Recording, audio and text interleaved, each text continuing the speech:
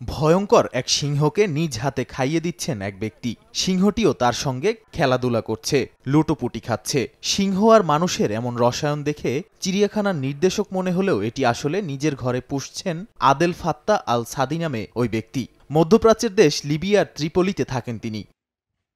ছোটবেলা থেকে শিকারী প্রাণী পোষার শখ থাকায় মাত্র ১৬ বছর বয়সে কেনেন এই সিংহ শাবকটিকে। পোষা প্রাণী হলেও নিজের পরিবারের একজন সদস্যের মতো থাকে সিংহটি। একসঙ্গে খাওয়া, ঘুম, এমনকি পারিবারিক আয়োজনেও থাকে এটি।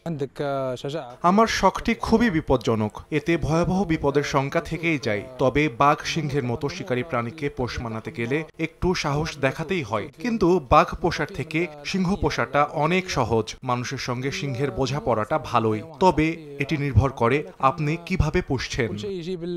সাদি আরও জানান, ৫-৬ মাস বয়সী শাবক থাকাকালীন কোনো রকম বিপদ থাকে না, তবে ১-১.৫ বছর বয়স হয়ে গেলে একটু শঙ্কা বাড়ে। তবে সাদি ও তার পোষা সিংহের বন্ধন বেশ দারুণ। এছাড়া তিনি এখন দক্ষ হয়ে উঠেছেন, তাই এতে তার কোনো রকম বিপদের মুখে পড়তে হবে বলে তিনি মনে করেন না। মধ্যপ্রাচ্যের বিভিন্ন স্থানে, বিশেষ করে দুবাইতে সিংহ ও বাঘ শাবককে পোষা প্রাণী হিসেবে পালন করা হয়। এরপর প্রাণীগুলো বড় হয়ে গেলে চিড়িয়াখানা কিংবা সার্কাসে বিক্রি করে দেয়া হয়। নাদিম মারজান, সময় সংবাদ।